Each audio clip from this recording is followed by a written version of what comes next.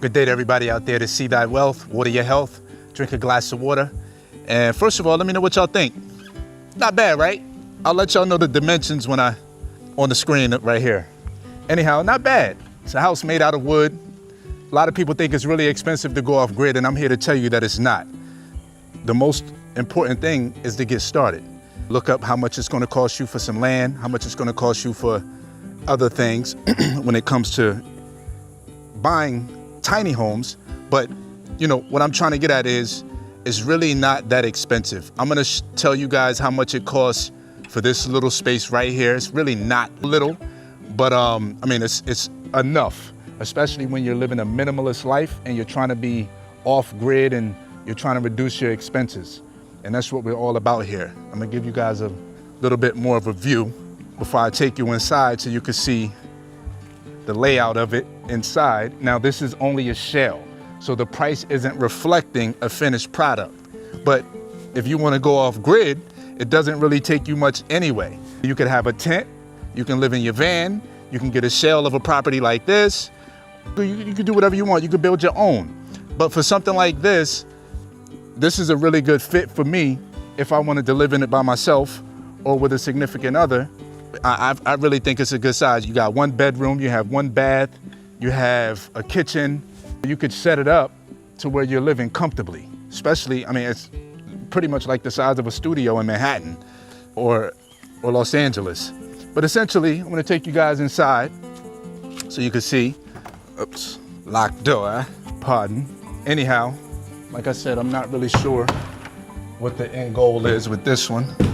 But as we come in here, you have a little space here that let's see, you can, to your right, just kind of give your guys an idea so you can visually see. And then over here to your left, you have this, your door, little space over here.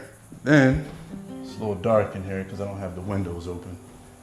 You have this little space over here, put your little kitchen, whatever you want to do. And then you have a bathroom here. And you have a bedroom here. Oh crap. Bedroom here, bathroom here, and this space over here. And then you have this door, of course, that we try to enter when we first. I'm just gonna show you. It's a bit warm in here, so I'm gonna go out. But a space like this cost me roughly 9,000 US dollars. 9,000 US. Probably I could have gotten about 9,000 with the setup and everything, which I don't think is that much. So 9,000 US, get you a piece of land, put this on a property. You know, I mean, you could do the math from there. I'm just trying to give you guys some type of idea. You know, essentially we wouldn't want to live in this long term. We would like to spruce it up a little bit, modernize it. You know, at least I would. But if you just want to get started, there's nothing wrong with something like this. I could absolutely get started in this. No problem. There would be a lot of extra things to be involved with this to make sure that we're running, but I could get started with this. Growing my own food, we got the creek right there. Even if there wasn't any water hookup in this, which it isn't, we have the creek that borders the land. So we can always tap into that. Even during the dry season. I was here during the end of the dry season. There was still water in the creek. So at least this particular property is perfect for something like this. You can get something like this for $9,000. And if you get you a piece of land, whatever it is, an acre, half acre, you can put this on there. You can produce well more than enough food to get you started on your off-grid journey. Well more than enough food. And just so I have an idea, this is what $9,000 can get you. For those of y'all that don't know, that seems to think that it's gonna be super expensive, now to get your well water hookup, to get your solar power and solar panels and everything else that's associated with it, yes, those things cost. And you have to factor in those expenses when you are hooking up your off-grid palace or place. But essentially, you're gonna have a cost with anything, that pretty much, unless you're going into, that's the point of being off-grid. You have your own water, you have your own electrical, or you don't have any electrical, or you just use all solar, however you want to do it. You know, me personally, I could get started in something like this. I'm fortunate enough to be able to start in something like that, just a little bit bigger. a little bit more breathing room, a little bit more extra bedroom, extra bath. Listen, it's all about perspective. And all I'm trying to do is give you perspective. $9,000 for something like this, put it on your own piece of land, and there's your off-grid journey. And we're back in the forest. And I want to get you guys' opinion on what you think. We've had it cleared. We've still creating burn piles right now, but we've had it clear.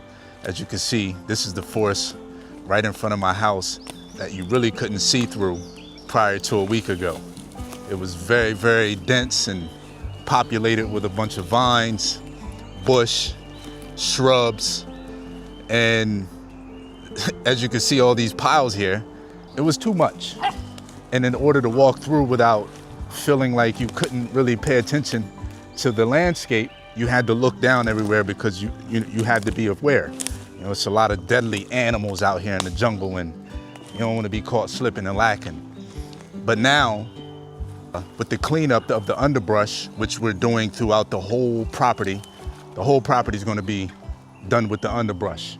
And on the outside layers, for everybody that's new, the outside layers is a 20-foot thick buffer with just the natural habitat of the jungle or the natural jungle layout. So, you know, we have that barrier or that natural fence. So we don't have to install a fence unless we just want to keep predators and people out. But essentially, we have an outside wall of 20 feet of everything that we just removed from here, minus the tall trees. And this is a lot of tall trees here that are worth money, actually, because they use these for framing. The emery, they call it emery, also known as senwan. And I was told I could get about 300 to 400 per tree, which is incredible. I love all of this whole forest look. When it's all cleaned up, it'll look even better. We're gonna burn a lot of these piles. We're gonna send a lot of things through the wood chipper to use as mulch and use as for our garden. But we're gonna try to do as much as we possibly can naturally with this so we're not damaging the planet. But essentially, I'm having a difficult time trying to figure out where I will put all my fruit trees. And it's just so much space. But not only do we have the senwan here, also known as the emery. I don't know what this is. I think this is just like a support plant or support species that'll help the fruit trees when with shade and everything. This right here is the gumbo limbo, which is a herb, you know.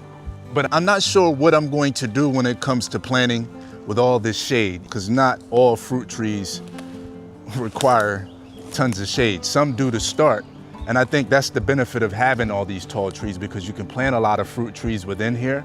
And then once they need to get the sun, you can clip these trees down and let the fruit trees start to get the sun that they need. But I don't think I'm gonna start in this part of the forest. I'm gonna start on the edges and work my way in. Or if there's trees that just need to be removed because they're old, they're dying, or they're leaning, probably just gonna remove those anyway, just so we can open up that light and get that sunlight in, because sunlight is very important. But now I'm very, I'm excited to see what we make of this. And just to continue to keep learning online, through YouTube, through having physical consultations with people here, through actually doing it, you know what I mean? Because it's one thing to read it in a book, it's one thing to watch it online, but to actually do the actual work is another thing. And it's real-time experience that you just can't explain. I'm grateful to bring it to y'all from someone that's never been to school for something like this, because this isn't easy. It's not easy. And as I was saying before, it could get overwhelming because there's so much you want to get done, but it's so much you want to get done, but you can only focus on so much at one time. You know what I mean? And yes, you can get a team to come in here, but you can't watch everybody. And I don't want to have just any and everybody in and out on this property. You know, it just doesn't feel good to me. And I'm very selective about what type of energy I have around me, even though I don't know everybody, especially when you're coming into places that, I don't want to say places that, when you don't know who you're dealing with, you can have a type of energy around you that will linger around forever, even after they're gone, for whatever reason. But anyhow, this is what it is. I'm loving it. I'm loving the open space. As you can see, these puppies are loving it. It's interesting to have dogs all this land, there really isn't much restrictions. I was trying to get them used to the leash, and they're really not interested in the leash. I'm really not interested in one either, but if I'm going out somewhere and I need to have them on a leash, it's important that I have them secured enough, and they don't like it. You know, and I don't really need to have a leash here because they can just roam about wherever they want pretty much. At least I don't have a problem with that. But let me know what y'all think of the Howard's open space. It's rainy season right now, so I don't think you really have to worry about any brush fires, which a lot of that underbrush was causing brush fires. And around, that's what causes a lot of brush fires. So to get that all cleaned up and tidy and secured and safe was a good thing, is a good thing, you know. But we have lots more to go, lots more to go. This is just the start. One of the guys was saying when you get rid of all this cluster F of underbrush and vines and bush, the snakes really don't feel safe anywhere. So they like to go to piles and stuff like that. But all these birds, they now have a clear view of coming down to eat the snakes, the rodents, and the pests. Or not the pests, but whatever else they might find interesting out here to come eat. They already got a bird's eye view, but they definitely could see now because everything is open. And I was also reading somewhere that this keeps mosquitoes away. It's a lot of benefits of this. All of the leaves that are coming down that are on the ground right now provides a lot of nitrogen to the soil. And this is what fruit trees need to survive, to thrive. And I'm, like I said, this is all things that I'm learning. I don't even know what the hell nitrogen is. You know what I'm saying? But I hear that it's a good thing that these support species or support trees do. They put those type of energies and things back into the ground. Nitrogen, the leaves. So we don't rake, we just clip. We let everything fall, you let it sit and decompose and fall right back into the earth, and what do you know? But anyhow, I'm gonna let you guys go. I appreciate y'all for tapping in. Thank you for looking at me on my off-grid food forest in the jungles of Central America. This is See Thy Wealth, water your health, drink a glass of water.